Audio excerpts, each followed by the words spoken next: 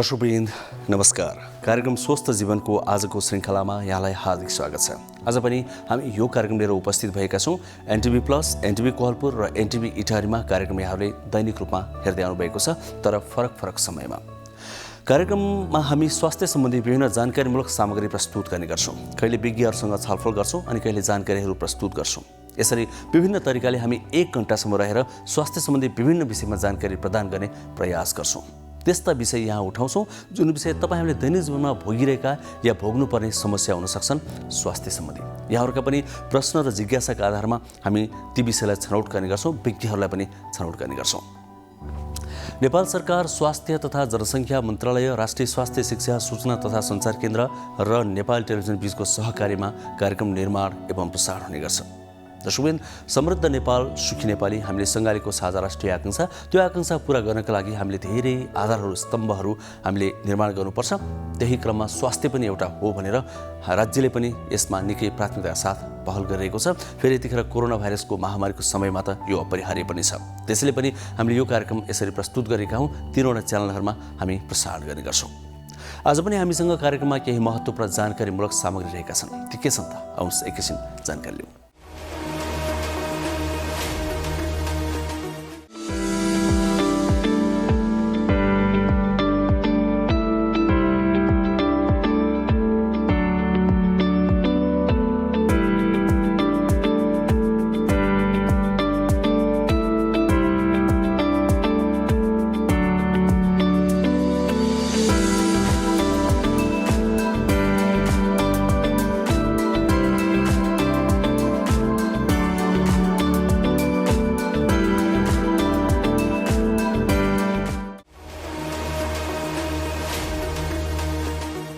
दर्शकवृन्द, corona भाइरसको महामारी सँगसँगै अर्को एउटा पिरलो पनि थपिएको छ। त्यो कालो ढुसी, जसलाई म्युकरमाइकोसिस भनिन्छ विज्ञानको भाषामा।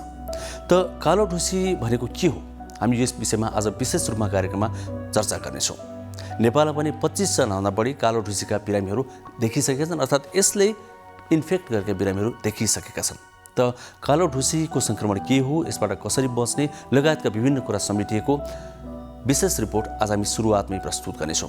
अनि हामीले कार्यक्रममा हरेक दिन जुन स्वास्थ्य संवाद प्रस्तुत गर्ने गरेका छौँ, एकजना विज्ञसँग संवाद गर्ने गरेका छौँ, त्यो क्रममा पनि आज कालो ढुसीकै कुरा गर्दैछौँ। किनभने अहिले धेरैको टाउको दुखाइको विषय यही भएको छ। यो जोखिमपूर्ण पनि छ, हामीले यसबाट बच्नै पर्छ। कालो ढुसी के हो र यसबाट कसरी बच्ने भनेर हामीले एकजना विज्ञले विस्तृत रूपमा जानकारी प्रदान गर्नुभएको छ। त्यो आज हामी प्रस्तुत गर्नेछौँ। त्यसपछि हामीले प्रस्तुत गर्ने गरेका छोटा छोटा सामाजिक सन्देशहरू पनि प्रस्तुत गर्नेछौँ, जुन फरक विषयमा रहने गर्छन्, तर निकै महत्त्वपूर्ण जानकारीहरू त्यहाँ समेटिने गर्छन्। अनि हामीले सधैँ जस्तै प्रस्तुत गर्ने गरेको हाम्रो जीवनशैलीको कुरा पनि आज हामी प्रस्तुत गर्नेछौँ। एउटा सेगमेन्ट नै हामीले बनाएका छौँ, मेरो जीवनशैली, जसमा विभिन्न विज्ञहरूले हामी स्वस्थ रहेर के कस्तो जीवनशैली अपनाउनु पर्छ भनेर सुझावहरू दिने गर्नुभएको छ। त्यो क्रमलाई आज पनि जोड्नेछौँ। यसरी हामी यो 1 घण्टाको समयमा विभिन्न जानकारीमूलक सामग्री प्रस्तुत गर्नेछौँ। सुरुवातमा भने कालो ढुसीको विषयमा हामीले तयार पारेको यो विशेष रिपोर्ट एकैछिन हेरौँ।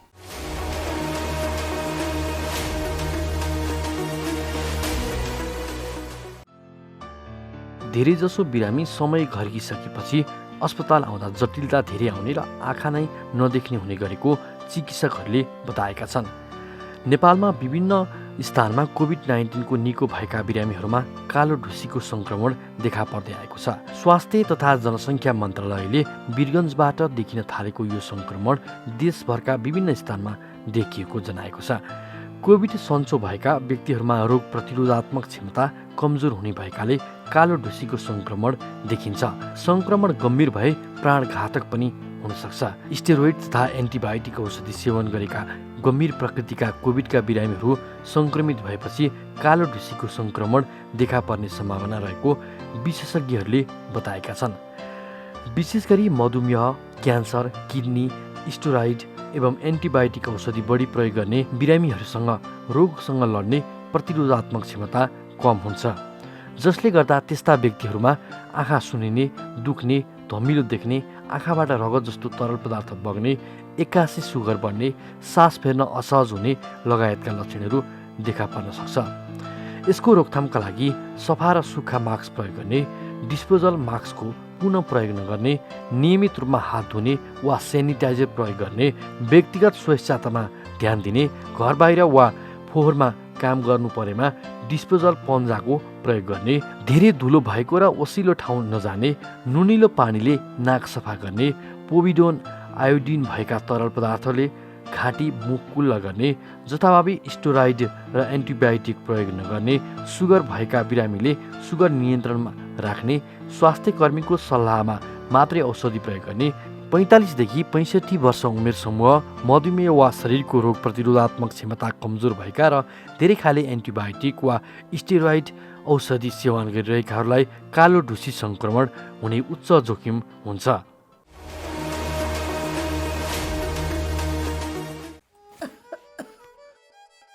काकी कता हिँड्नु भएको? रुगा खोकी लागेर सन्चो नभएको धेरै भयो, औषधि लिन हिँडेँ कि म त। हो, म पनि अस्ति बिरामी हुँदा एन्टिबायोटिक औषधि किनेर खाकी थिएँ। मसँग बाँकी छ, त्यही खाँदा भइहाल्छ नि, किन किन जानु पर्यो र? हिँड्नुहोस्, मसँग औषधि लिएर जानु होला। ल ल जाऊ। कहाँ जाने कुरा हुँदैछ? बहिनीकोमा एन्टिबायोटिक रहेछ, त्यही लिन जरा लाकी।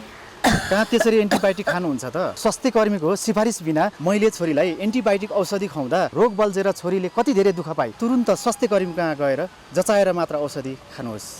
तपाईँ यहाँ आएर धेरै राम्रो गर्नुभयो। एन्टिबायोटिक औषधिको दुरुपयोगले बारम्बार रोग बल्झिएर निको हुन गाह्रो हुन्छ र हामी सबैलाई जोखिममा पारेको छ। त्यसैले सधैँ स्वास्थ्य कर्मीको सिफारिसमा मात्र एन्टिबायोटिक औषधि पुरा मात्रामा र पुरा अवधि सेवन गर्ने गरौँ। नमस्ते, म doctor Bhajan Kumar Roniyar, endocrinology and metabolism. म सुगर, थाइरोइड र हर्मोनको स्पेसलिस्ट। आज तपाईँहरूले यो जीवनशैलीको बारेमा म भन्न गइरहेको छु। नर्मली डायबिटिज बिरामीदेखि लिएर हामी नर्मल मान्छेहरूले पनि गर्नुपर्ने कुरा एउटै हो। एक नम्बर त हामीले चाहिँ जीवन स्वस्थ बनाउनको लागि चाहिँ बिहान एटलिस्ट 1 घन्टा चाहिँ मर्निङ वाक गरौँ। अझै अब यङ्स्टरहरू हुनुहुन्छ भने त जिम जोइन्टदेखि लिएर एरोबिक्स, एटलिस्ट एरोबिक्स एक्सर्साइज चाहिँ गर्नु पर्यो। त्यो बाहेक तपाईँले योगा, मेडिटेसन गर्नुहोस्, मेन्टल स्ट्रेस लेभलहरू पनि कम हुन्छ। त्यो सँगसँगै हामीले चाहिँ खानपिनमा चाहिँ कन्ट्रोल गर्नुपर्ने हुन्छ। नर्मली आजकलको जुन बच्चाहरूदेखि लिएर अब स्कुल जाने बच्चाहरू, ठुलोदेखि लिएर सबैले चाहिँ बढी फास्ट फुड, फ्राइड फुडहरूमै बढी ध्यान दिन्छ। इभन प्यारेन्ट्सले पनि मेरो बच्चा अलिक मोटोघाटो छैन, त्यो चाहिँ हामीले नसोचौँ। बच्चा मोटोघाटो भन्दा पनि हामीले हेल्दी चाहिँ हुनुपर्छ। त्यही भएर बच्चाहरूलाई पनि सक्दो यो फ्राइड फुड, फास्ट फुड रेस्टुरेन्टमा लगेर खुवाउने, यस्तो चिल्लो खुवाउनुभन्दा राम्रो बरु घरकै तपाईँको यो भेजिटेबल्सहरूदेखि नर्मल दाल भात तरकारी खुवाउने गर्नुहोस्, फ्रुट्सहरू बढी खुवाउने गर्नुहोस्। मासु, माछा, अन्डा पनि प्रोटिन डाइटहरू चाहिन्छ, त्यसै खानुहोस्। अझ यो प्रोटिन डाइटहरूमा बढी यो रातो मासुहरू चाहिँ सक्दो नखाउँ, बरु यसको चिकन, फिसहरू, यो पोल्ट्रीहरूको बरु खाँदा चाहिँ राम्रो हुन्छ। त्यसपछि अब हामीले यो चुरोट र मदिराहरू पनि छोड्ने गर्नु पर्यो। चुरोटले पनि नराम्रै कम्प्लिकेसनहरू ल्याउँछन्, जस्तै मुटुको समस्या, फोक्सोको समस्याहरू आउन सक्छ। त्यसपछि रक्सीले गर्दाखेरि कलेजोको समस्याहरू आउन सक्छ। यसले गर्दाखेरि सुगर, प्रेसरहरू सबै बढ्न सक्छ। त्यही भएर चाहिँ सक्दो तपाईँको चाहिँ रक्सी खाँदैन खाउँ, कहिलेकाहीँ खानै गर्नु पऱ्यो पनि भन्छौँ हामीले चाहिँ 1 देखि 2 प्याक, त्योभन्दा चाहिँ सक्दो खान चाहिँ मिल्दैन भनेर। इभन डायबिटिज भएको बिरामीले पनि नर्मली क्यालोरी मेन्टेनहरू गरौँ। डायबिटिज भएको बिरामीले चाहिँ मेनली चाहिँ हाई कार्बोहाइड्रेट चाहिँ खानु गर्नु भएन। चिनीबाट बनेको खानेकुराहरू, तेलमा तारेकोहरू, रातो मासु, कोल्ड ड्रिङ्क्स, घिउ, तर, चुरोट, रक्सीहरू चाहिँ नखाउँ। खानेकुरा हामीले डायबिटिज बिरामी होस् या नर्मल बिरामी नै, नर्मल मान्छे भए पनि थोरै गरेर दिनमै 5-6 पल्ट, जसले गर्दा हाम्रो शरीरको मेटाबोलिजम बढाउनु पऱ्यो क्या। जति मेटाबोलिजम बढाउनु भयो भने हाम्रो त्यति मोटोपन चाहिँ अलिक कम हुन्छ भनेर के। किनकि नत्र मोटोपन हुनुको कारण नै हो कि हामीले बिहान बेलुकै 2 छाक टन्नै खान्छौँ, फेरि दिउँसो खाइराख्नु हुँदैन। त्यही भएर थोरै गरेर खानुहोस्। खाना खाँदाखेरि चाहिँ कार्बोहाइड्रेटको मात्रा चाहिँ अलिक कम गरौँ। त्यसपछि प्रोटिन्स, भिटामिन्स, मिनरल्सहरूलाई चाहिँ अलिकति बढाएर राख्ने गर्नुहोस्। प्लस स्ट्रेस लेभलहरू पनि काम गर्नु। नर्मली आफूलाई टाइम दिनुहोस्। एउटा भनाइ नै छ 8 घन्टा काम गर्नुहोस्, 8 घन्टा इन्टरटेनमेन्ट, 8 घन्टा सुत्नु पऱ्यो। त्यही हिसाबले काम गर्नु। 8 घन्टाको ठाउँमा यो होइन कि 16 घन्टा, 12 घन्टा, 15 घन्टा काम गर्नु चाहिँ भएन। त्यही भएर अलिकति सेल्फ आफूलाई पनि टाइम दिनुहोस्।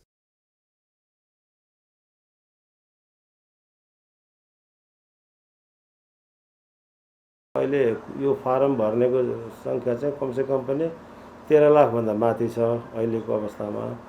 र यसको भरिनुको मुख्य उद्देश्य भनेको नेपालभरिमा यो चाहिँ खोप लगाउन इच्छुक व्यक्तिहरू को छन् त, कतिजना छन् र उहाँहरूले चाहिँ कुन कुन ठाउँमा गएर खोप लगाउने इच्छुक हुनुहुन्छ भनेर एउटा स्वैच्छिक यो आवेदन चाहिँ भर्न लगाइएको हो। यसको वेबसाइट खोल्ने बित्तिकै vaccine.musp.gov.np मा जाने बित्तिकै तपाईँलाई यो चाहिँ वेबसाइट ओपन हुन्छ। ओपन हुने बित्तिकै त्यहाँ हामीले फ्रन्ट लाइनमै लेखिदिएको छ यो फारम किन भर्ने भनेर। त्यो 5वटा बुँदै छ हाम्रो, यी 5वटा मुख्य कारणले गर्दा फारम भर्नुहोस् भन्ने कुरा राखेका छ र यसमा हामी के विवरण लिन्छौँ भनेर साइडमा पनि हामीले राखेका छौँ। यो लिनुको मुख्य पछाडिको कारण भनेको खोपको पूर्ण व्यवस्थापन र योजना गर्नको लागि र तपाईँको कुन खोप केन्द्रमा कति लोड हुन्छ र त्यसको पूर्ण व्यवस्थापन गर्नको लागि नै हो। नेट नभएको ठाउँमा चाहिँ अहिले हाम्रो चाहिँ सङ्घीय मामिला तथा सामान्य प्रशासन मन्त्रालयबाट सबै पालिकामा पत्रचार भएको छ। हामीले पनि हाम्रो च्यानलबाट रिक्वेस्ट गरेका छौँ र चाहिँ उहाँहरूलाई पाइक पर्ने वडा कार्यालय छ भने, उहाँलाई पाइक पर्ने स्वास्थ्य संस्था छ, उहाँलाई पाइक पर्ने पालिकै हो कार्यालय होला, त्यहाँनिर गएर उहाँले म इच्छुक छु, मलाई चाहिँ यो चाहिँ मेरो विवरण टिपिदिनुहोस् भन्ने बित्तिकै उहाँले विवरण टिपाउन सक्नुहुन्छ र त्यसलाई पछि लगेर डिजिटलाइज गरिदिने काम चाहिँ हुन्छ।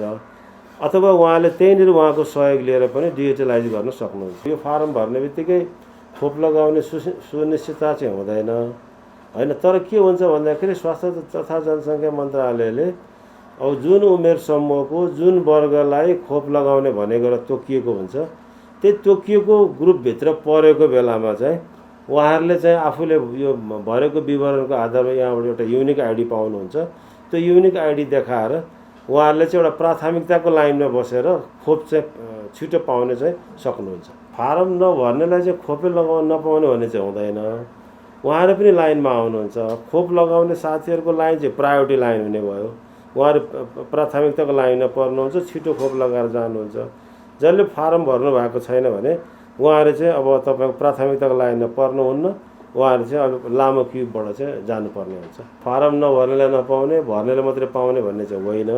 तर भर्दाखेरि के हुन्छ भन्नुहुन्छ भनेदेखि एउटा तपाईँको सरकारलाई पनि फाइदा हुने भयो खोप व्यवस्थापन गर्नलाई होइन। र चाहिँ अर्को भनेको तपाईँको खोप यो फारम भर्ने व्यक्तिलाई पनि फाइदा हुने भयो कि एउटा प्राथमिकताको लाइनमा गएर उसले छिटो खोपको सेवा लिन पाउने भयो। त्यस कारण त्यो हो। तर चाहिँ के भने फारम नभरेको आधारमा खोप नदिन पाउने भन्ने चाहिँ छैन। त्यहाँ उहाँहरूलाई हामीले चाहिँ नमुना फारमहरू पठाएका छौँ। सबै पालिकालाई स्वास्थ्य संस्थाहरूमा नमुना फारम पठाएको छ। त्यो नमुना फारमको आधारमा उहाँहरूले त्यो डिटेल विवरणहरू बनाएर चाहिँ अनि त्यहाँ चाहिँ उहाँहरूले इन्ट्री गरिदिनुहुन्छ। उहाँहरूले कहीँ के भर्नको लागि अब उहाँहरूलाई चाहिँ कुनै सेलमा भर्नको लागि कसरी भर्ने, के गर्ने भन्ने कुराहरू चाहिँ उहाँहरूले जानकारी चाहिँ माग्नुहुन्छ होइन। अब यसको लागि तपाईँको चाहिँ हाम्रो चाहिँ साथीहरू नै हुनुहुन्छ, उहाँहरूको नम्बर दिएको छ, उहाँहरूले त्यो नम्बरमा फोन गर्नुहुन्छ।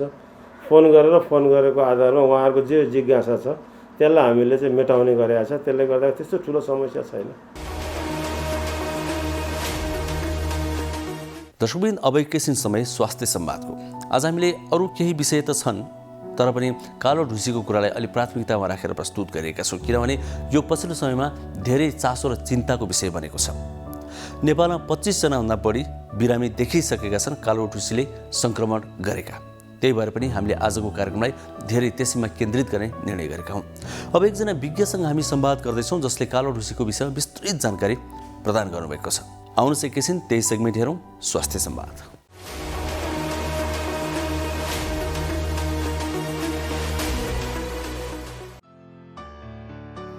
कोरोना भाइरस महामारीले आक्रान्त बनाइरहेको बेला अर्को रोगको सङ्क्रमण देखिएको छ।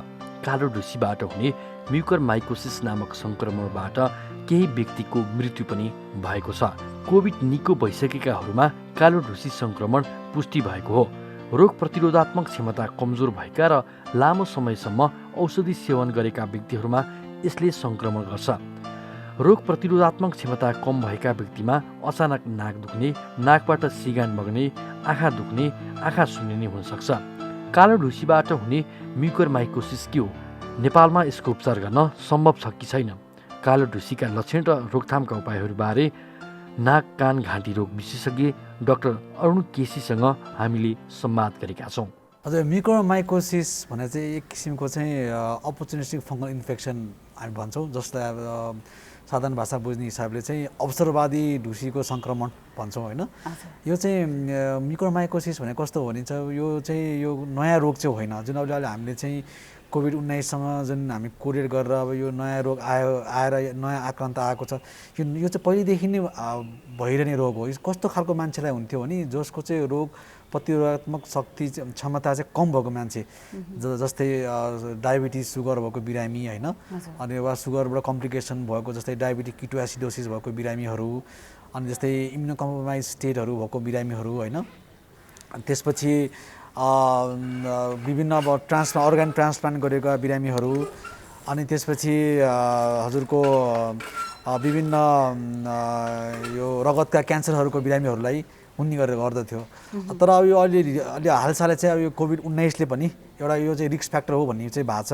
कोभिड-19 भइरहेको बिरामी वा भएको 2 देखि 4 हप्ता र कहिले 60 दिनसम्म पनि हुनसक्ने भन्ने कुरा चाहिँ आएको छ होइन। तर यो आफैमा नयाँ रोग चाहिँ होइन। डाक्टर साहब, यो कालो ढुसीको सङ्क्रमण चाहिँ के कारण र कसरी हुन्छ?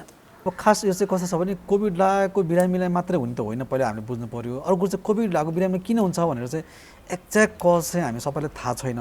तर हाइपोथेसिस के कारणले गर्दा हुनसक्छ भन्दाखेरि चाहिँ हजुरको अब हामीले कोभिड हुँदाखेरि चाहिँ अब कोभिड आफैमा चाहिँ भाइरल इन्फेक्सन चाहिँ अब अलिकति रोग प्रतिरोधात्मक शक्ति क्षमता चाहिँ कम गराउने भन्ने हिसाबले हामी बुझ्छौँ। त्यसपछि अब हामी कोभिड हुँदाखेरि विभिन्न खालका औषधिहरू सेवन गर्छौँ, कुनै जानेर कुनै अनजानेर होइन। अब एन्टिबायोटिकहरूको एकदमै मिसयुज गर्छौँ होइन।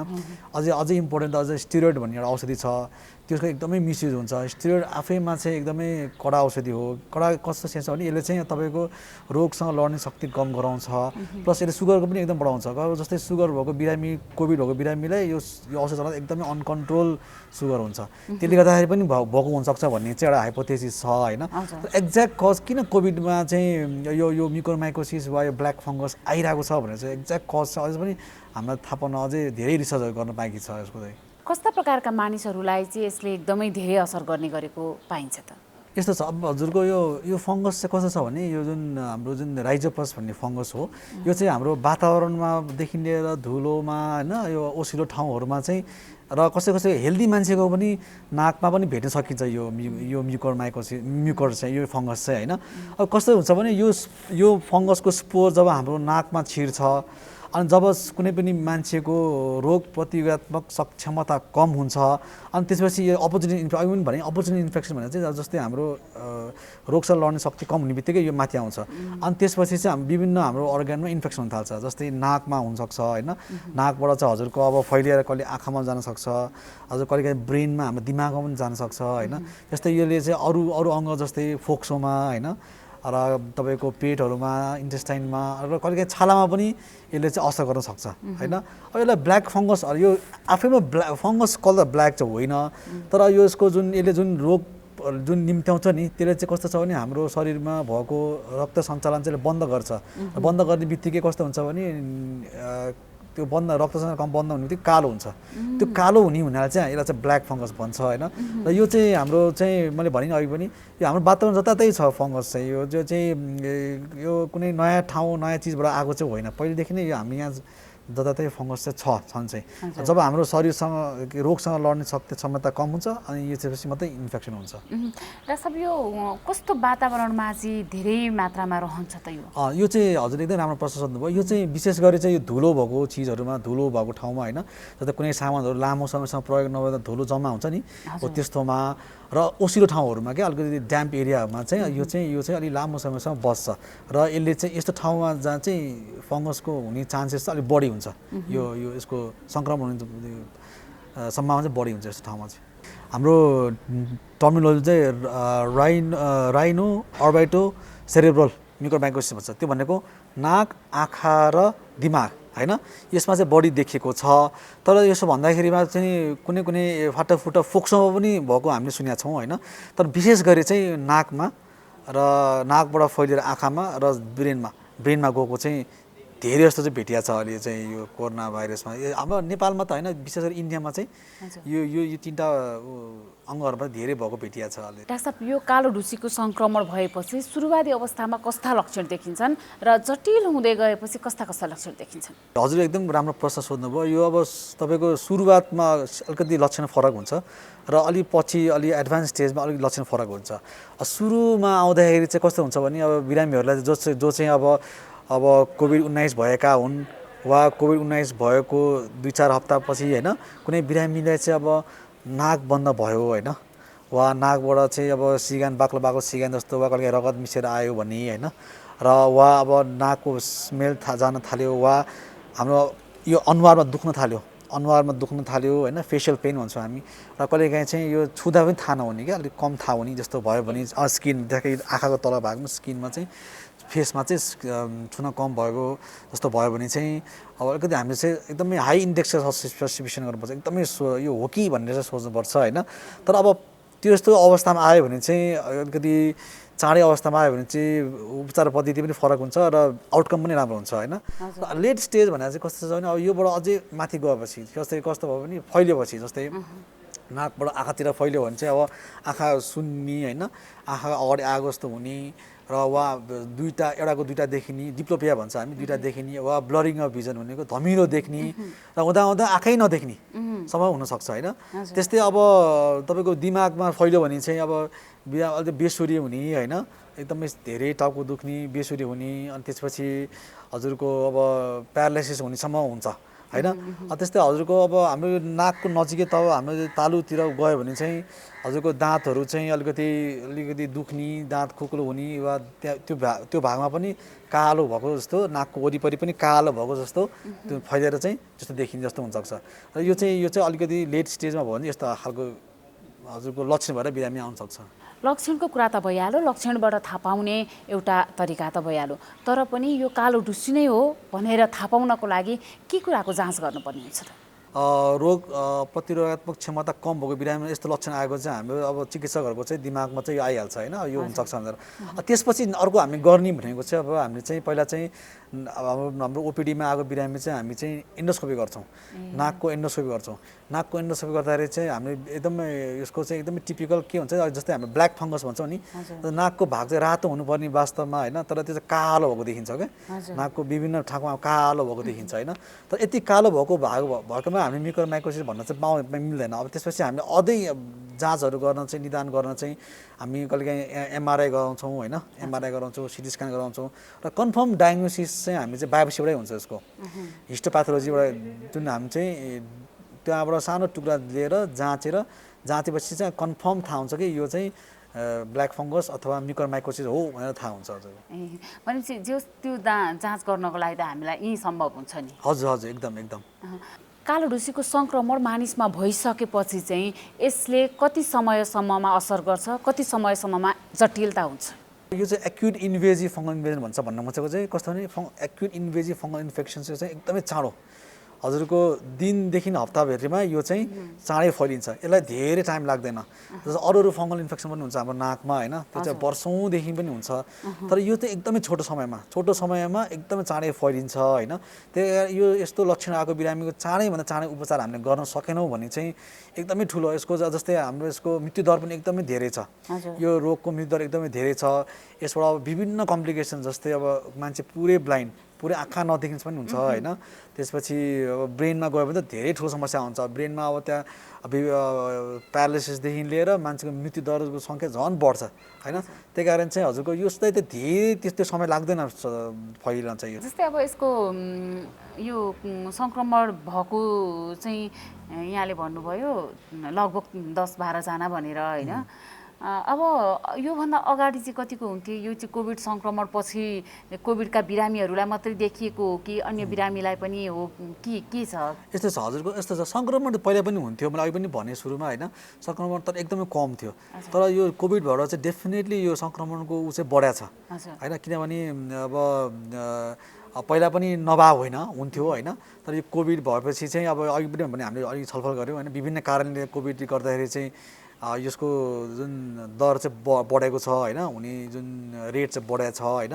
तर अब एक्ज्याक्ट कज किन कोभिड भएको बिरामीले भएको छ भनेर चाहिँ त्यो अझै पनि पत्ता लगाउन अझै बाँकी नै छ होइन। विभिन्न रिसर्चहरू भइरहेछन् होइन।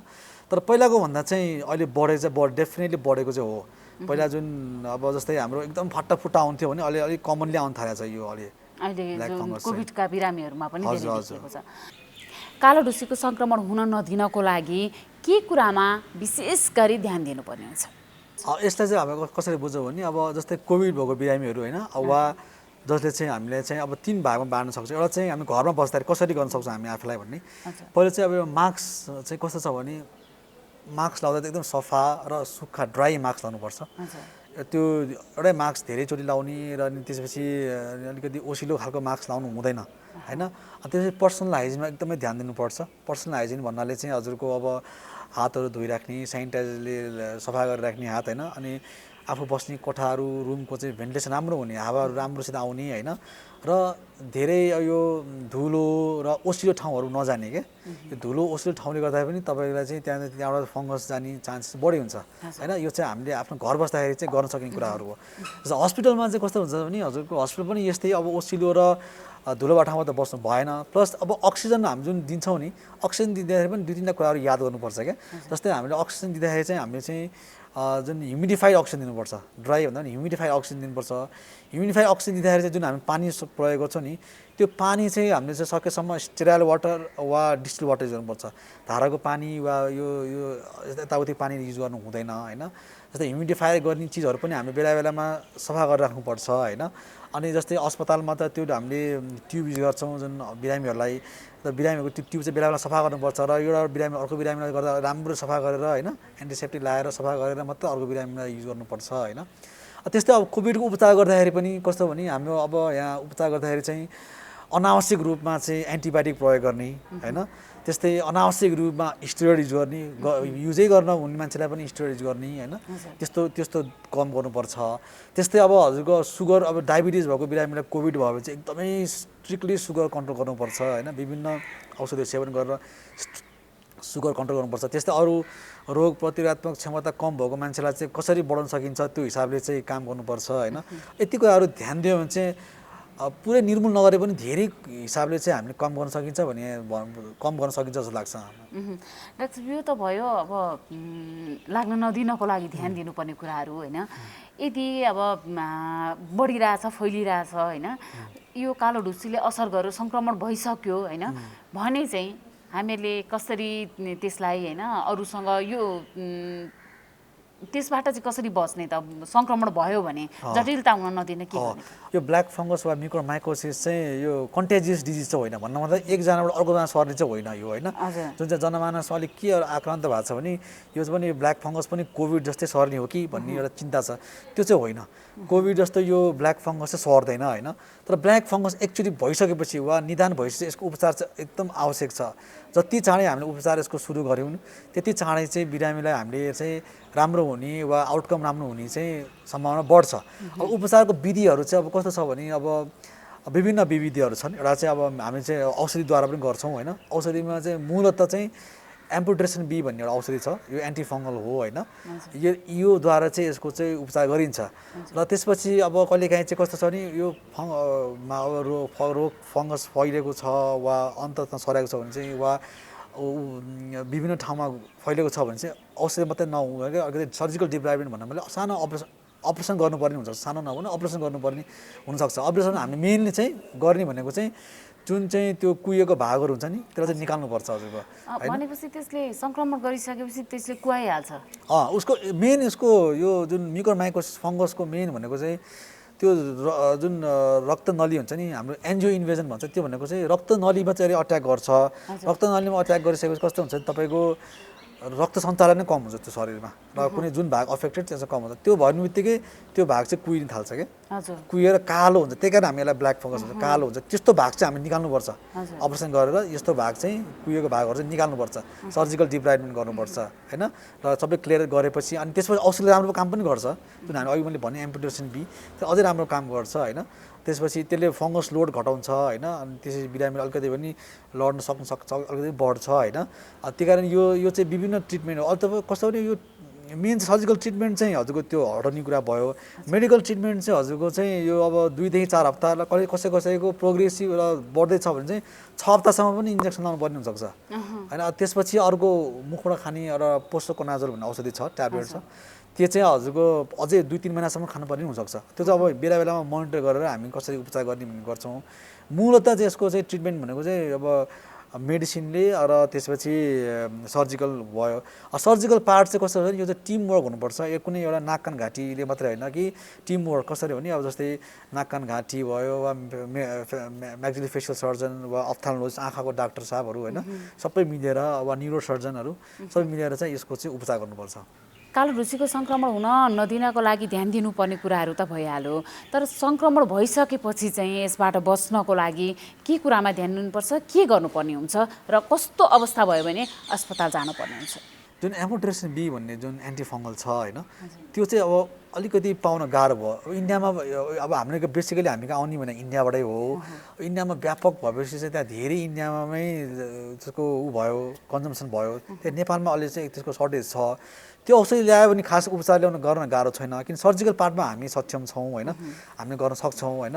तर त्यो एम्फोटेरेसिन बी भन्ने औषधि उपलब्ध भयो भने चाहिँ नेपालमा उपचार यो एकदम त्यस्तो गाह्रो सजिलै खास गर्न सकिन्छ, त्यस्तो गाह्रो चाहिँ होइन।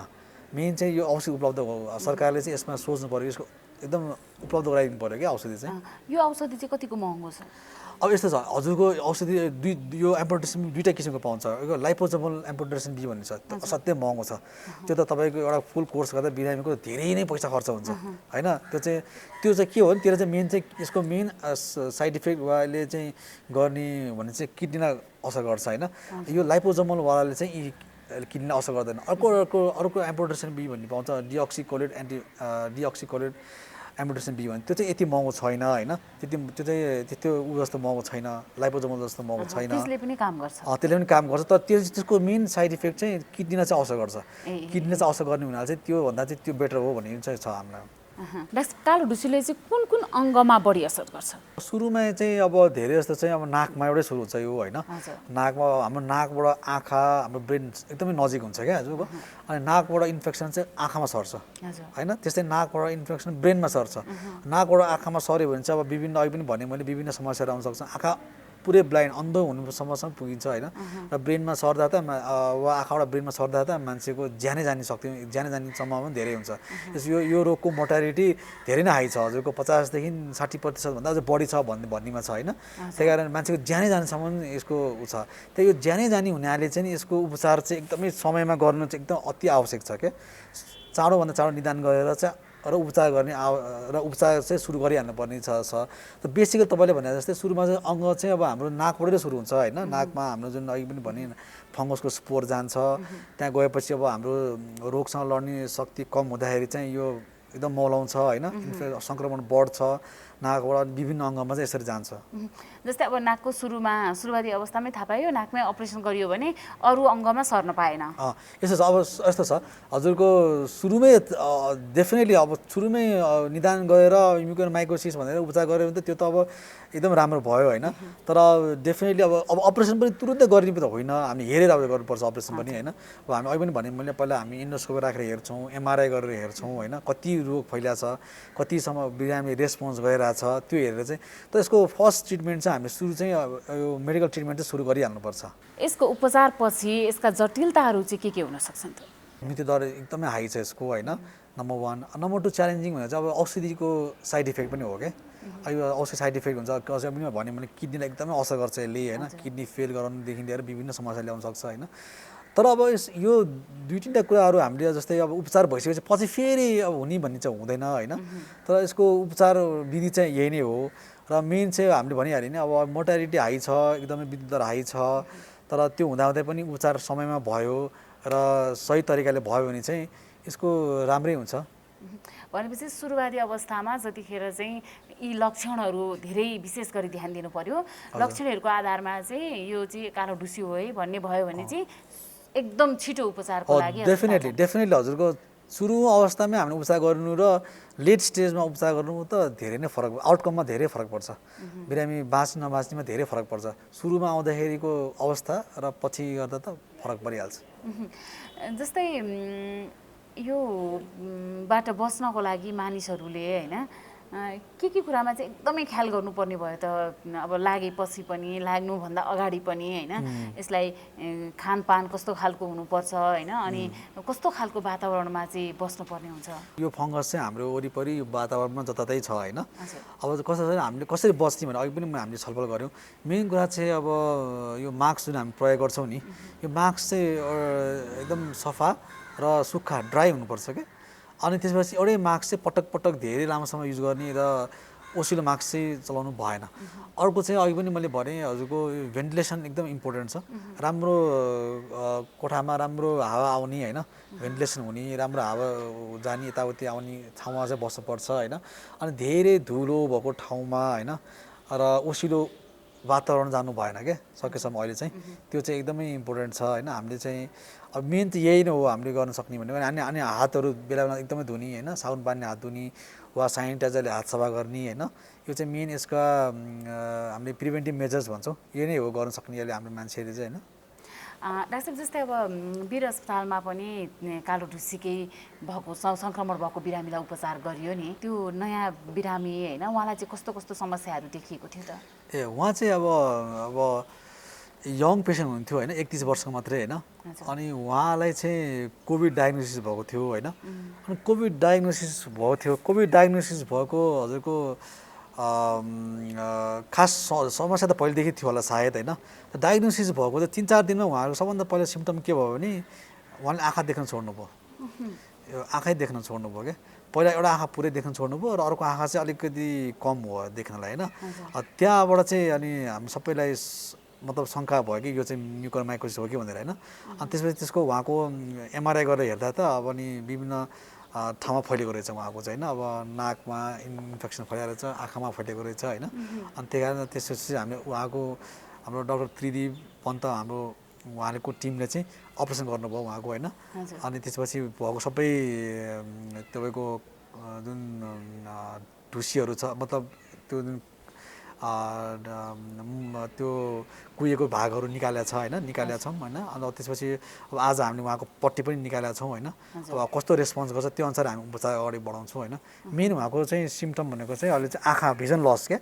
भिजन लस सुरुमै आँखाकै एकदम चाँडै उहाँको त एकदम चाँडै भिजन लस भयो। उहाँ चाहिँ पहिलादेखि डायबिटिज पेसेन्टहरू हुनुहुँदो रहेछ होइन, सुगरको पेसेन्ट हुनुहुँदो रहेछ। अनि सुगर पेसेन्ट फेरि कोभिड पनि भयो। अब हिसाबले चाहिँ उहाँ चाहिँ एक्टिभ कोभिड हुँदाहुँदै उहाँलाई चाहिँ यस्तो भयो। अब कति चाहिँ कोभिड भएको 2-4 हप्तापछि पनि हुन्छ होइन, अब 60 दिनसम्म हुन्छ। तर उहाँ चाहिँ कोभिड हुँदाहुँदै उहाँलाई चाहिँ यो सङ्क्रमण भयो। भनेपछि उहाँलाई सुरुवाती अवस्थामा त्यस्तो सामान्य लक्षणहरू देखिएन एकैचोटि? कसै कस्तो हुन्छ भने एकदमै ऱ्यापिडली प्रोग्रेसिभ हुन्छ क्या एकदमै हजुरको। अब कति कुरा अब राम्रो बिरामीले भन्न पनि सकेका हुँदैन होइन। र इभन चिकित्सकहरूले पनि त्यति राम्रोसँग ध्यान दिन सकेका हुँदैन होइन। त्यो कहिले एकदमै ऱ्यापिड हुन्छ हजुरको। हामीले भने जस्तै यो एकपछि अर्को नभइकन एकैचोटि आँखामा जान पनि सक्छ क्या यसरी। तर उजान चाहिँ नाकैबाट जाने हो इन्फेक्सन चाहिँ होइन सुरुमा चाहिँ। तर एकदमै चाँडै एकदमै ऱ्यापिडमा अघि पनि भने यसमा धेरै टाइमै लाग्दैन क्या, 2-4 दिनमै एकदम चाँडै फैलिन्छ क्या यो त। यहाँले भन्नुभयो ब्लाइन्ड हुन्छ भनेर होइन, त्यो ज्योति चाहिँ पुनः फर्किन्छ कि फर्किँदैन? त्यो एकदम फर्किँदैन भने नि हुन्छ, एकदम न्यून छ त्यो त। त्यो त एकचोटि गएपछि चाहिँ फर्किने चान्सेस एकदमै कम छैन, न्यूनै हो। त्यो फर्किँदैन त्यो ज्योति चाहिँ।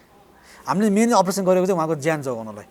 त्यो अझै माथि ब्रेनमा फैलिएर फेरि अझै अर्को ठुलो कम्प्लिकेसन आउँछ भनेर चाहिँ त्यो हाम्रो मेन एम चाहिँ अझै उहाँको जीवन रक्षा त सबभन्दा ठुलो कुरो भयो। त्यसको लागि चाहिँ हामीले अपरेसन गरेको। ज्योति फर्काउनु भन्दा पनि जीवन रक्षाको लागि चाहिँ हामीले अपरेसन गरेको। भनेपछि उहाँको ब्रेनसम्म पुगिसकेको छैन? ब्रेनमा छोइसकेको थियो होइन, तर माथि चाहिँ पुगिसकेको थियो, जो छुन थालिसकेको थियो ब्रेनलाई चाहिँ। अलिकति छिटै समयमा थाहा भयो अस्पतालै भएको कारणले गर्दा? हजुर, म त्यो पनि भन्न सकिन्छ। अब किनभने अस्पताल आएपछि होइन अब उहाँलाई हामीले हेरिरहेको थियौँ र उहाँको चाहिँ मेन चाहिँ उहाँ कोभिड वार्डमा उहाँलाई भर्ना गरेर राखेको थियो होइन। कोभिड वार्डमा भर्ना गरेर अचानक उहाँको आँखा नदेखेपछि चाहिँ यहाँ विभिन्न कुराहरू समस्या भयो। अनि त्यसपछि जाँचहरू गर्दाखेरि चाहिँ यो देखियो।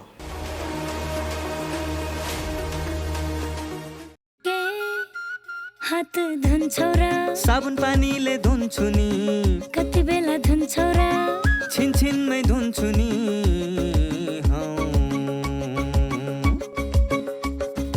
घरमा पस्दा अफिस पस्दा सधैँ धुन्छु हात कोरोनालाई यसै गरी भगाइदिन्छु म त घरमा पस्दा अफिस पस्दा सधैँ धुन्छु हात कोरोनालाई यसै गरी भगाइदिन्छु म त भान्सा छिर्नु अगाडि खाना खानु अगाडि जहाँ त्यही छोएपछि हातले छोपी खोकेपछि हात धुन्छौ र साबुन पानीले धुन्छु नि कति बेला धुन्छौ र छिनछिनमै धुन्छु नि कोरोनाबाट बस्ने 3 उपायहरू व्यक्ति बीच 2 मिटर टाढा बस्ने घरबाट बाहिर निस्कँदा मास्क लगाउने र बेला बेलामा साबुन पानीले मिची 20 सेकेन्डसम्म हात धुने कोरोनाबाट आफू पनि बचाउँ र अरूलाई पनि बचाउँ। नमस्कार, म डाक्टर अमित जोशी, म चाहिँ बिएनबी हस्पिटल एकेबी सेन्टरको हाड जोड्नी तथा आर्थ्रोस्कोपी विशेषज्ञ। मेरो विशेषज्ञता चाहिँ खेलकुद सम्बन्धी भएको हुनाले म खेलकुद सम्बन्धी केही चिज यहाँहरूलाई टिप्सहरू दिन चाहन्छु। खेलकुद र एक्सर्साइज भनेको, व्यायाम भनेको चाहिँ एउटा स्वस्थ जीवनको इन्टेग्रल पार्ट, एउटा महत्त्वपूर्ण चिज हो। व्यायाम हामी सबैले गर्नुपर्छ, खेलकुदको आवश्यकता छ। व्यायाम खेलकुदले हामी सबैलाई थाहा छ विभिन्न रोगहरूबाट रोकथाम गर्ने, विभिन्न रोगहरूबाट छुटकारा पाउने समेत हुनसक्छ। तर यो व्यायाम गर्दा, यो खेलकुद गर्दा चाहिँ विभिन्न ठाउँहरूमा, विभिन्न अङ्गहरूमा चोट लाग्न सक्ने सम्भावना पनि उत्तिकै हुन्छ। यो चोट लाग्नबाट बच्नको लागि विभिन्न किसिमका उपायहरू यहाँहरूले विभिन्न किताबहरू मार्फत, विभिन्न सोसियल मिडियाहरू मार्फत पनि प्राप्त गर्न सक्नुहुन्छ। महत्त्वपूर्ण कुरा म यहाँलाई के जानकारी दिन चाहन्छु भने, कुनै पनि खेलकुद खेल्दै हुनुहुन्छ, कुनै पनि एक्सर्साइजहरू गर्नुहुन्छ भने त्यो खेलकुद खेल्नुभन्दा अगाडि, एक्सर्साइज गर्नुभन्दा अगाडि वार्मअप भन्छ हामी, त तात्तिनु, शरीरलाई तताउने भन्छौँ जुन हामीले नेपाली भाषामा, त्यो गर्नु चाहिँ एकदम जरुरी छ।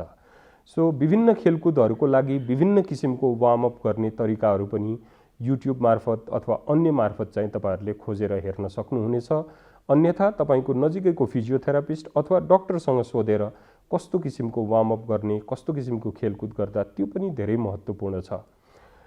खेलकुदबाट लागेका चोट, खेलकुदबाट लाग्ने चोटहरू चाहिँ अहिले आएर धेरै बढेको छ। मर्निङ वाक गर्दा, जगिङ गर्दा, ब्याडमिन्टन खेल्दा, यस्तो साधारण मान्छेहरूले गर्ने खेलहरू खेल्दाखेरि पनि चोटको प्रकारहरू धेरै गम्भीर र अहिलेको समयमा आएर बढेको छ। त्यसबाट रोक्नको लागि, त्यसबाट बच्नको लागि चाहिँ यहाँहरूले खेलकुद खेल्नुभन्दा अगाडि अथवा कुनै पनि व्यायामहरू गर्नुभन्दा अगाडि अलिकति वार्मअप गरेर त्यो व्यायाम गर्नुभयो, अलिकति वार्मअप गरेर त्यो खेलकुदहरू खेल्नुभयो भने विभिन्न किसिमका स्पोर्ट्स इन्जुरी, खेलकुदसँग सम्बन्धित चोटहरू चाहिँ कम हुन्छ। त्यसैले मेरो फेरि पनि यहाँहरूलाई के रिक्वेस्ट छ भने, आफ्नो खेलसँग रिलेटेड, आफ्नो खेलसँग सम्बन्धित कस्तो व्यायाम गर्नु, कसरी वार्मअप गर्न जरुरी छ त्यसबारेमा जानकारी गरेर आफूलाई वार्मअप गराएर मात्रै खेल खेल्नुभयो भने विभिन्न किसिमका खेलकुदसँग सम्बन्धित चोटहरू कम हुन्छ। कोरोना महामारीको बेलामा सबैभन्दा महत्त्वपूर्ण कुरा भनेको मास्क हो सुरक्षाको लागि। त्यसैले मास्कको बारेमा चाहिँ थाहा पाउनु एकदमै जरुरी छ। अहिले धेरैले मास्कको प्रयोग गरिरहनु भएको छ, तर जतिले प्रयोग गरिरहनु भएको छ उहाँहरूले पनि यो राम्रो तरिकासँग प्रयोग नगरिरहेको अवस्था छ। त्यसैले मैले अहिले मास्कको बारेमा, यो कसरी यसलाई सही तरिकाले प्रयोग गर्ने भन्ने बारेमा यहाँहरूलाई म केही कुराहरू बताउन चाहन्छु।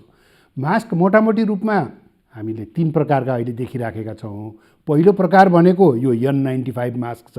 यो N95 मास्क भनेको यस्तो प्रकारको छ। यो N95 मास्कमा पनि 2 प्रकारको छ। एउटा यस्तो भल्भ भएको छ, यहाँ यस्तो भल्भ छ यसमा, र अर्को थरीमा चाहिँ भल्भ छैन।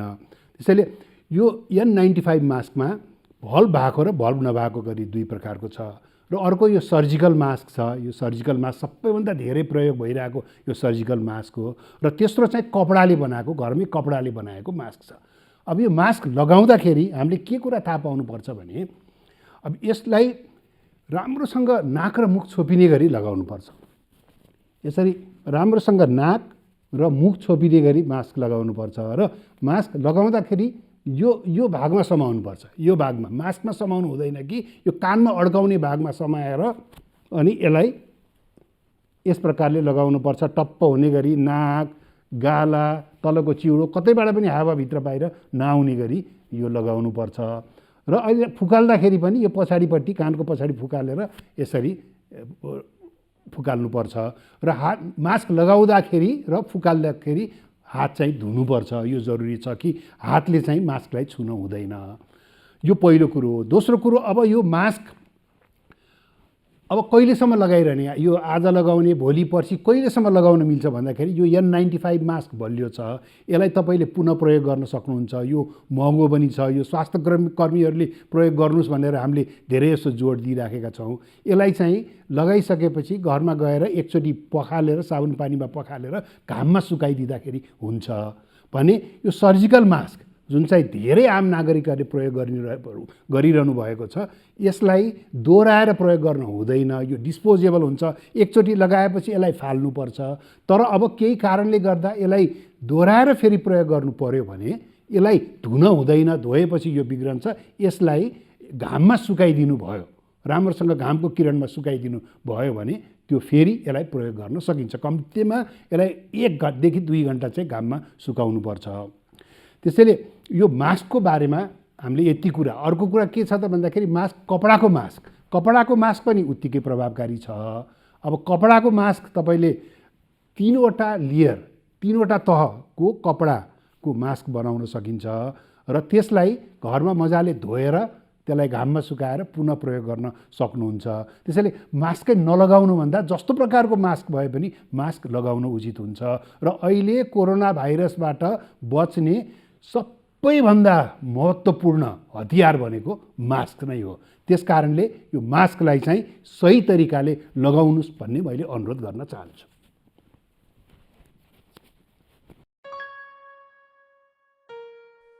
नमस्कार, आज म यहाँहरूलाई नवजात शिशु स्याहार सम्बन्धी जानकारी दिन आएकी छु।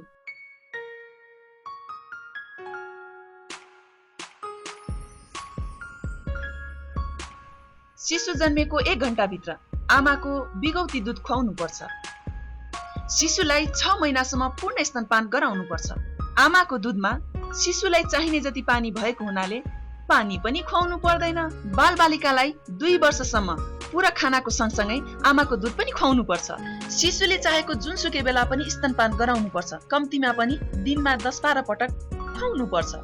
शिशुलाई जन्मेको 24 घण्टापछि मात्र नुहाउनु पर्छ र नुहाउँदा पनि मनतातो पानीले नुहाई तुरन्त सफा, नरम र उभानो कपडाले राम्रोसँग पुछी न्यानो गरी राख्नुपर्छ।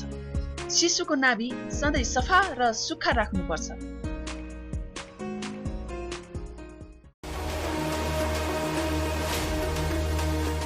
दर्शकबिन, अब एकैछिन समय भएको छ जीवनशैलीको, अर्थात् जीवनशैली कस्तो हुनुपर्छ भनेर चर्चा गर्ने बेला भएको छ।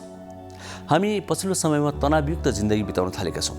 खानपान पनि एकदमै स्वादको लागि खान थालेका छौँ। हतारमा जे भेटिन्छ त्यही खान थालेका छौँ। शारीरिक अभ्यासहरू कम गर्न थालेका छौँ। यसले हाम्रो जीवनशैलीमा निकै धेरै असर पारेको छ, हाम्रो स्वास्थ्यमा निकै प्रतिकूल असर पारेको छ भनेर विज्ञले भन्दै आएका छन्। त्यसो भए हामी स्वस्थ रहन, निरोगी बन्न हाम्रो जीवनशैली कस्तो हुनुपर्छ, हामीले विभिन्न दृष्टिकोणबाट के कस्ता सावधानी अपनाउनुपर्छ, यस विषयमा एकजना विज्ञले हामीलाई सुझाव दिनुभएको छ। हजुर, त्यही सुझावमा आधारित यो सेगमेन्ट हेरौँ, मेरो जीवनशैली।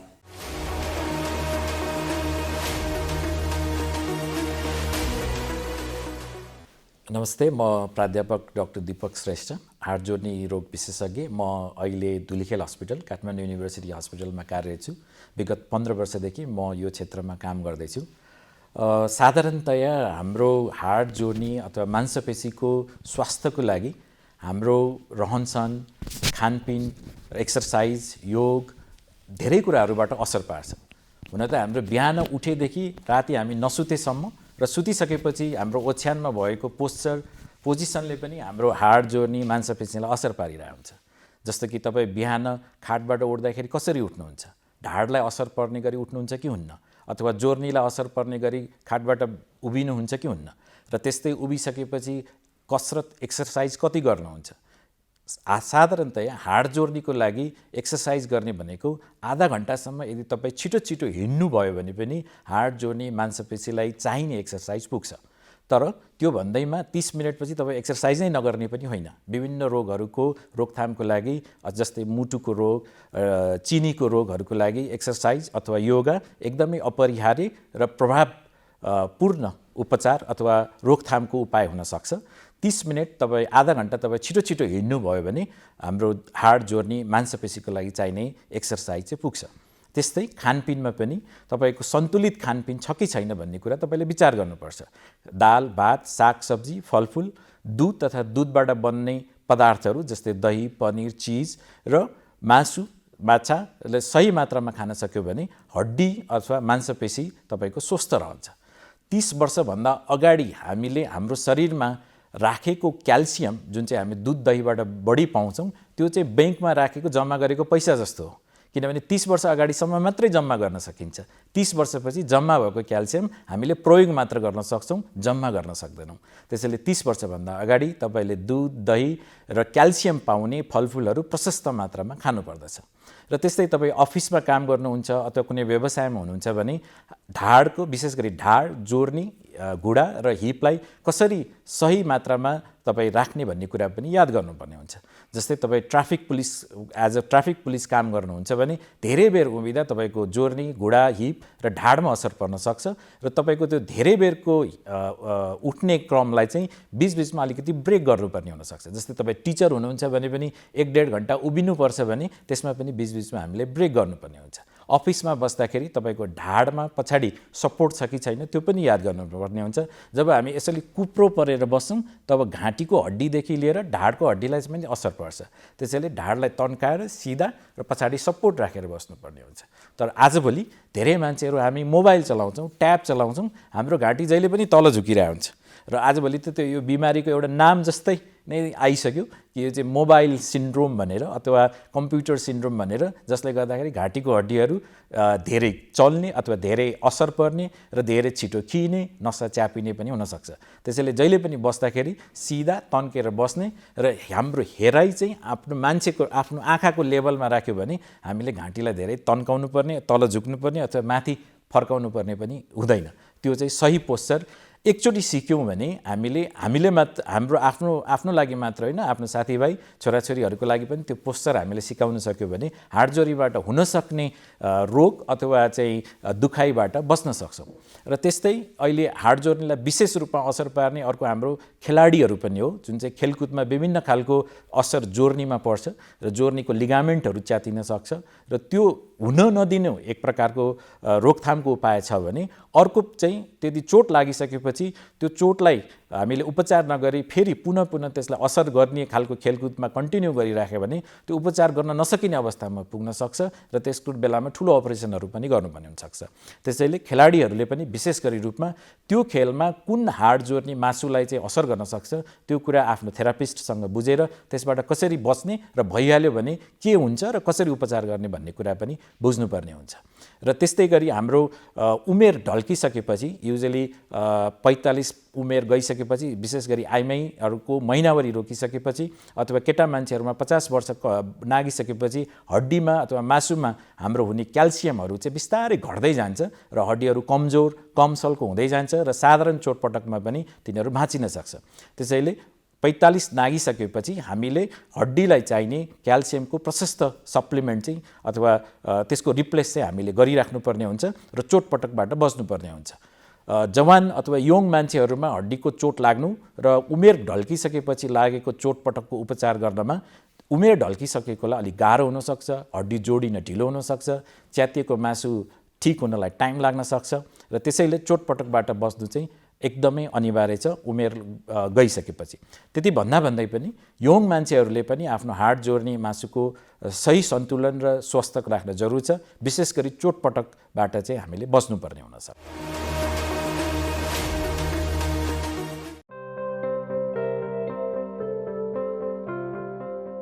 नानु होमवर्क सक्यो त? गर्दैछु बुवा। कस्तो चुरोट गनाको। होइन चुरोट खाएकै छैन? थाहा छ हजुरले कौसीमा घर बाहिर आँगनमा बाटोमा चुरोट खाएर हिँडेको देखेको छु मैले। कहिलेकाहीँ मात्रै हो के, अब छोड्छु। के गर्नु बानी लागेपछि। सुन्नुहोस्, हजुरले चुरोट खानुभयो, हजुरलाई त असर गर्छ नै। हजुरले खाएको चुरोटको धुवाले हामीलाई पनि रोगी बनाउँछ। हामी रोगी भएको हजुरलाई मनपर्छ? होइन मलाई त तिमी स्वस्थ फुर्तिलो भएको पो मनपर्छ। त्यसो भए सुन्नुहोस् बा, हाम्रो सरले भन्नुभएको चुरोटको धुवाको 3 तहको असर हुन्छ अरे, first hand, second hand, third hand. होइन के हो नानु यो first hand second hand third hand भनेको? जसले चुरोट खायो उसलाई चुरोटको धुवाले फर्स्ट ह्यान्ड असर गर्छ, सँगै बस्ने मान्छेलाई चुरोटको धुवाले सेकेन्ड ह्यान्ड असर गर्छ, जुन धेरै हानिकारक हुन्छ। त्यो अहिले मलाई भइरहेको छ। सरी नानु, अनि यो थर्ड ह्यान्ड भनेको के नि? हजुरले जुन ठाउँमा बसेर चुरोट खानुभयो त्यो ठाउँमा पछिसम्म चुरोटको धुवाको असर रहिरहन्छ। त्यही ठाउँमा पछि आएर बस्ने मानिसलाई पनि असर गर्छ, त्यो थर्ड ह्यान्ड भयो। ए बुझेँ, यो त ठुलो अपराध पो रहेछ। अब म प्रतिज्ञा गर्छु, आजैदेखि धुम्रपान त्याग गर्छु। धन्यवाद बुवा।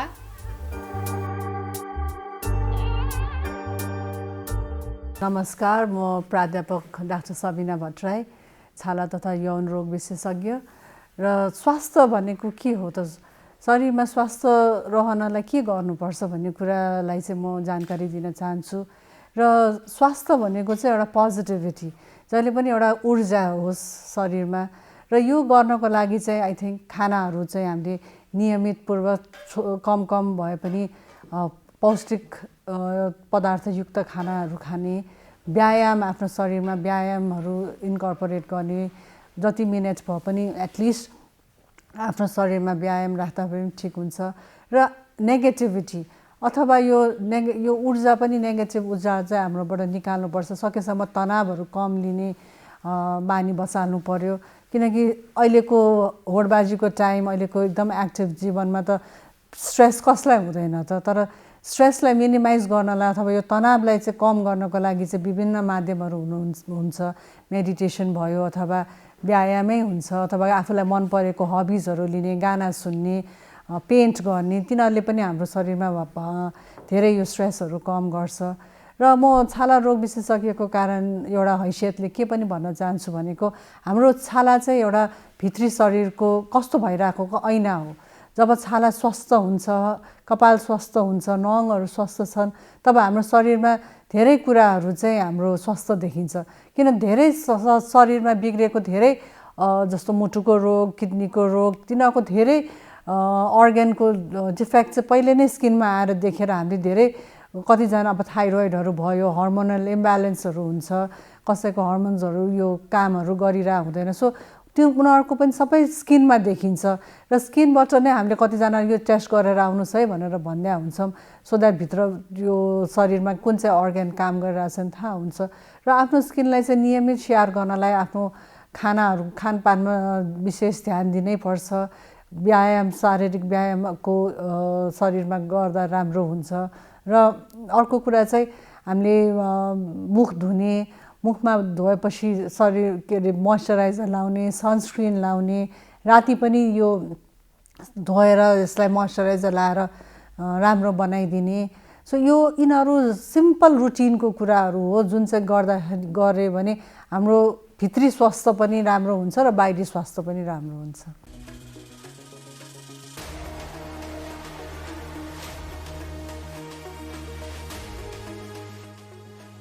कार्यक्रम स्वस्थ जीवन हरेक दिन एनटिभी प्लसबाट बिहान 7 देखि 8 बजेसम्म र पुनः साँझ 5 देखि 6 बजेसम्म, एनटिभी कोहलपुरबाट दिउँसो 1 देखि 2 बजेसम्म र एनटिभी इटहरीबाट दिउँसो 2 देखि 3 बजेसम्म प्रसारण हुने गरेको छ। स्वास्थ्य सम्बन्धी यहाँहरूको कुनै जिज्ञासा या समस्या भएमा हामी सम्बन्धित विज्ञहरूबाट समाधान खोजी कार्यक्रममा प्रसारण गर्नेछौँ। हामीलाई सम्पर्क गर्ने माध्यमहरू यस प्रकार छन्: फोन, एसएमएस तथा भाइबरको लागि 98 43 52 93 97, इमेल स्वस्थजीवन@ntv.org.np। यस कार्यक्रमको बारेमा आफ्नो सल्लाह, सुझाव र प्रतिक्रिया पनि यहाँहरूले यिनै माध्यम मार्फत दिन सक्नुहुनेछ। साथै कार्यक्रममा के कस्ता सामग्री, विषय वा विज्ञहरू समेट्नु पर्ला भन्ने विषयमा पनि सुझाव दिन सक्नुहुन्छ। कार्यक्रम यहाँहरूले सामाजिक सञ्जाल मार्फत पनि हेर्न सक्नुहुनेछ। YouTube Nepal television, mobile application Nepal television, Facebook facebook.com/neptv2041। हजुर, कार्यक्रमको समय सकिन आँट्यो, हामीले अब बिदा माग्नुपर्छ। 1 घण्टाको समय हो। भोलि हामी फेरि आउँछौँ। आजको लागि मात्रै समय सकिएको हो। तीनवटै च्यानलमा आउँछौँ, NTV plus, NTV Kohalpur, NTV इटहरीमा। यी बाहेक विभिन्न सामाजिक सञ्जालमा पनि आउँछौँ, जस्तै युट्युबमा आउँछौँ, नेपाल टेलिभिजनको मोबाइल एप्समा आउँछौँ, वेबसाइटमा आउँछौँ। ठेगाना हामीले स्क्रिनमा देखाइरहेका छौँ। कार्यक्रम कस्तो लाग्छ, सल्लाह, प्रतिक्रिया, सुझाव पठाउन नबिर्सनुहोला। तिनलाई आधार मान्दै हामी कार्यक्रममा विषयवस्तुहरू र विज्ञहरू छनौट गर्नेछौँ। अर्को कुरा, स्वास्थ्य सम्बन्धी कुनै जिज्ञासा छ या प्रश्न छ भने पनि पठाउनुहोस्, हामी तिनलाई पनि सम्बोधन गर्नेछौँ र यहाँ प्रस्तुत गर्नेछौँ। त्यसको लागि यहाँले टेलिफोन गर्न सक्नुहुन्छ, हामीले नम्बर दिएका छौँ स्क्रिनमा, अनि एसएमएस गर्न सक्नुहुन्छ, भाइबर पनि गर्न सक्नुहुन्छ, इमेल पनि गर्न सक्नुहुन्छ। आजलाई छुट्टिन्छौँ। रोग सानो कहिले पनि हुँदैन, हेचेक्राइ नगरौँ।